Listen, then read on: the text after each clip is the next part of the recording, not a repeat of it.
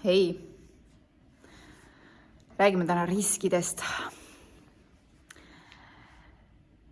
Alles hiljuti käis minul seest läbi siuke päris suur klikk, mis on siis riskide teemal.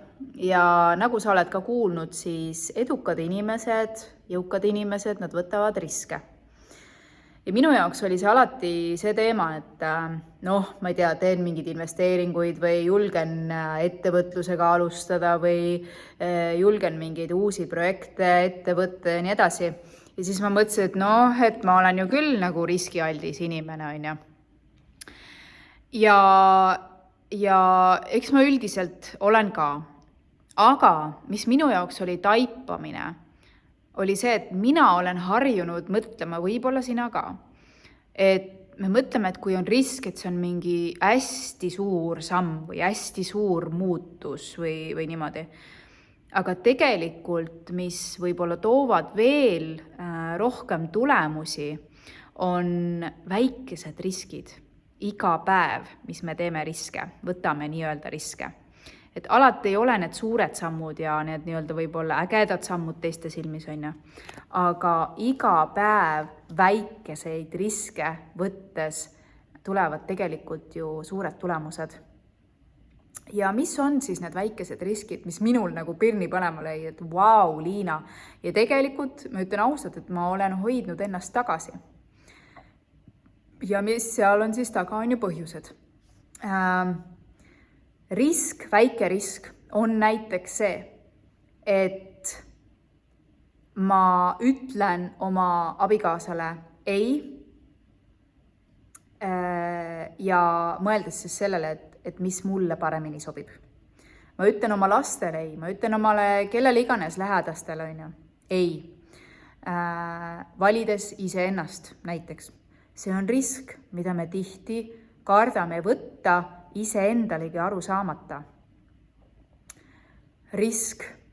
Ma kardan ennast välja panna. Ma kardan, et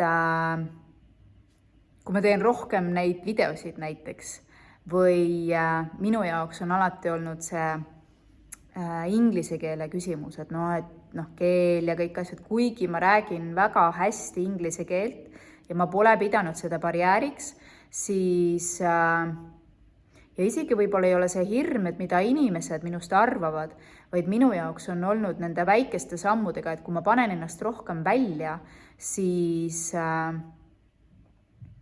see on risk, et mul tekib rohkem tööd ja rohkem vastutust ja selle hirm taga veel suurem on see, et mul ei jää siis pere jaoks aega.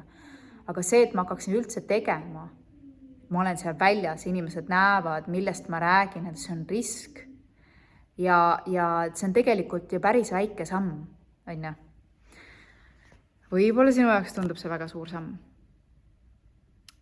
Risk tööle kandideerida. Risk oma ideid välja käia. Ma võtan selle riski ja ma seisan selle tõe eest, mis on minu sees. Risk midagi müüa. Ma müün teistele oma asju, oma teadmisi, midagi, mida mulle võib-olla meeldib teha. Et kõik sellised väiksed sammud on ju riskid, aga kui me neid teeksime, siis me jõuaksime võib-olla palju kiiremini sinna, kuhu me tahame jõuda. Võib-olla me juba oleksime seal. Ma küsin täna sinu käest, mis on need väikesed riskid, mida sina ei julge teha? Võib-olla kui sa teadvustad, kui sa oled ka mõelnud enda kohta, et aga ma olen ju riskialdis inimene, kas sa julged selle väikse riski ära vastu võtta? Ja minul oli see, et mind pani see teadlikkus sellest, et aga need on ju ka riski võtmise kohad. Ja mul on justkui nagu see, et mis mõttes, Liina, sa oled ju julge, ja sa pead ju riske võtma. Ja siis see pani mind tegutsema päriselt ka.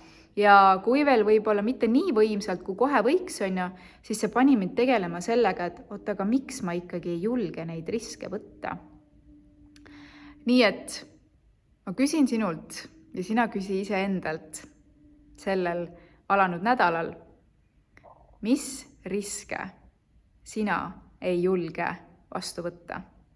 Mis on need sammud, mida sa ei julge vastu võtta?